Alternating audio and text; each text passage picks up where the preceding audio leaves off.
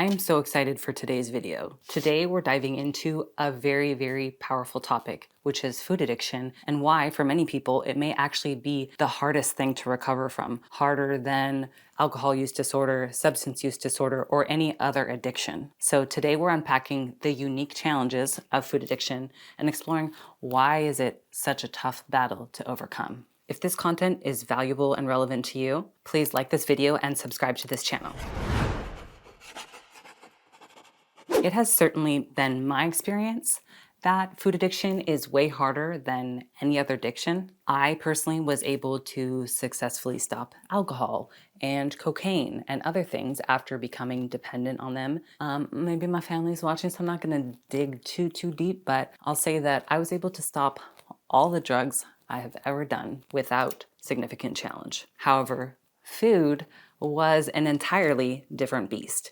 It was a lifelong struggle that was infinitely harder to overcome than anything else. And that is pretty much the consensus from people who've gone through all of it. The sobriety that I have today with regard to alcohol and drugs has been easy peasy to achieve, in contrast to the sobriety I have today with regards to foods. So what makes food addiction so difficult? Recovering from food addiction isn't just about willpower or discipline.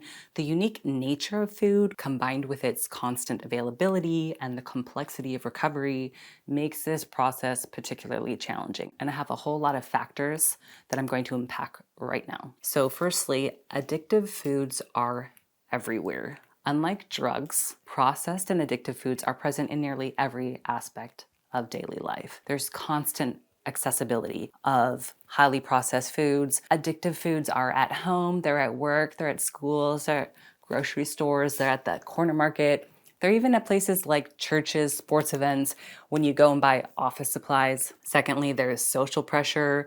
Family and friends may push you to keep these foods around, not understanding how harmful they can be for someone in recovery. There's cultural norms, like foods like certain desserts and snacks are tied to celebrations and traditions. So some people feel like it's hard to say no without feeling excluded or hurting someone's feelings. There's unavoidable visual triggers.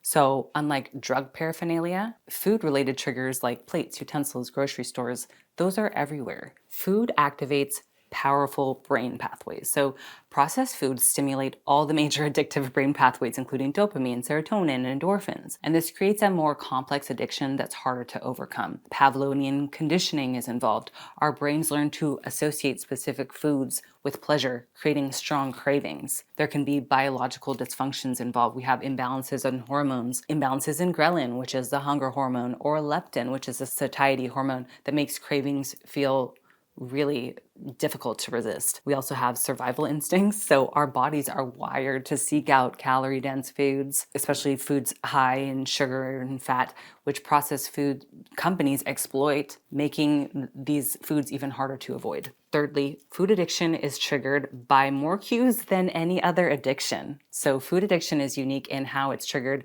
by time, place. You have temporal cues, you have location cues in advertisements, you have cues as we walk down the street. We pass by a pastry shop or a bakery and there's smells.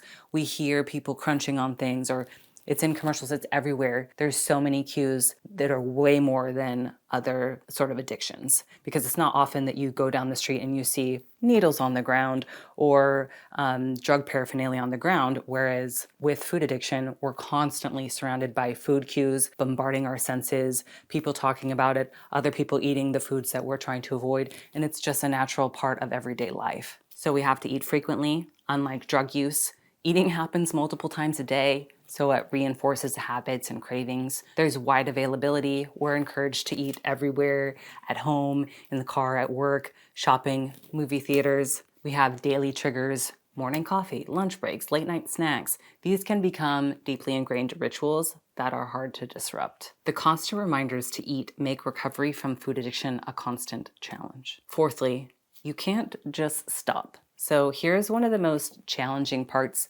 about food addiction. You can't just quit food the same way that you quit other substances, alcohol, cigarettes. Those you can completely abstain from. Whereas food is necessary for survival. Food is something you have to consume every day. which makes managing the addiction potentially maddening. There's blurred lines. It's hard to distinguish between what's a safe food, what's a trigger food, and these boundaries can vary for every individual. So that makes it especially difficult. So what is sobriety?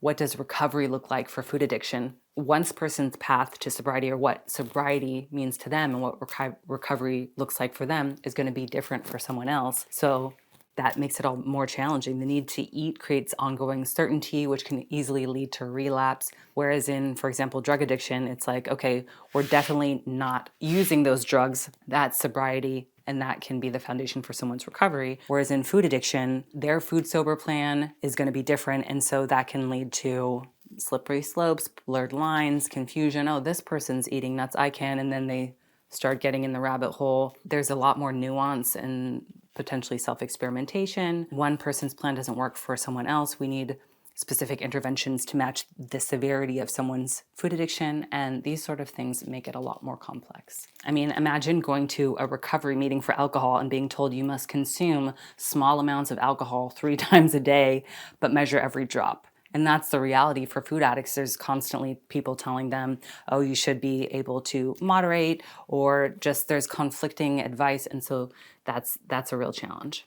Fifthly, early exposure to addiction. So food addiction can be more difficult to overcome than other addictions because food addiction often begins in childhood. Some people report they started with their addictive eating as early as 3 years old, or as early as they can remember. The processed food industry targets children with sugary and hyperpalatable foods, and parents, unknowingly, they give their children all these foods. The earlier an addiction starts, the more ingrained it becomes, and that makes recovery even harder. Is this stuff making sense? Why this food stuff is so fucking hard? You're not weak, you're not crazy.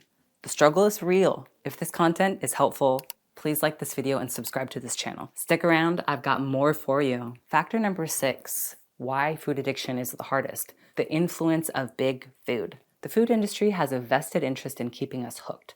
Here's how they make it harder for us to recover. They create addictive formulations. Some foods are engineered to be as addictive as possible. Secondly, they funnel a lot of money into massive advertising. The processed food industry spends billions on ads targeting both children and adults. Thirdly, we've got government subsidies. Crops like sugar, wheat, and corn used in addictive processed foods are subsidized, keeping costs low and accessibility high. Fourthly, misinformation. Media often tells us that healthy eating is expensive or time-consuming, perpetuating reliance on processed foods. Factor number 7, why food addiction is the hardest. Recovery is socially challenging. Socially challenged. Unlike recovering from drug addiction, saying no to food often lacks social understanding or social support. Gatherings and traditions involve gathering around food, and refusing to partake can feel really isolating.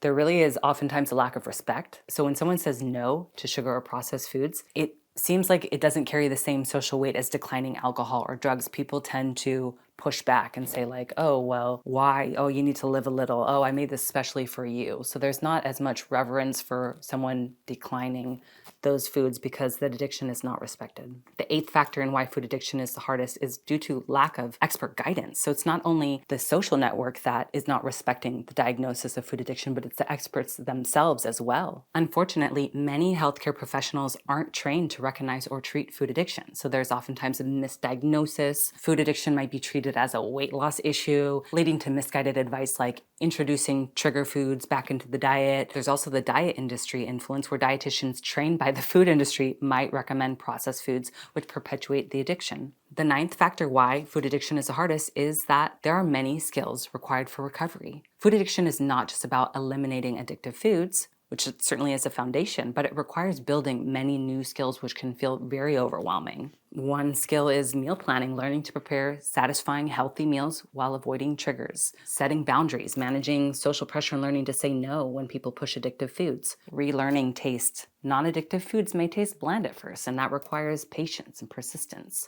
Many food addicts struggle with brain fog or fatigue, and that can make recovery even more challenging. There's many other skills that need to be implemented to support recovery from food addiction. Furthermore, weight loss as an approach often fails because many food addicts have been treated as though their issue is really just about needing to lose weight. which misses the root problem of addiction. And so if people introduce trigger foods during a diet, that can reignite cravings. Also, there can be certain harmful treatments like over-restrictive dieting, surgery, and diet pills that can worsen the addiction and damage overall health. What does it take to recover? It's tough, but it is possible with the right approach. And what can help are various things such as eliminating addictive foods, removing processed and trigger foods from your diet entirely, focusing on nourishing meals, like creating meals that are both healthy and enjoyable to sustain long-term change, building a support system, surrounding yourself with people who understand and support your recovery, and developing skills, learning to plan, set boundaries, and stick to recovery strategies even in difficult situations. Food addiction is a real and complex issue, and overcoming it requires more than willpower. It's a battle against biology, cultural norms, and misinformation. But recovery is possible. With the right tools, support, and mindset, you can break free and reclaim your health. If you're on this journey, remember, you're not alone. The challenges you face are real, but so is your strength. If you found this video helpful, don't forget to like, share, and subscribe. Let's spread awareness about food addiction and support each other in recovery. Thanks for watching.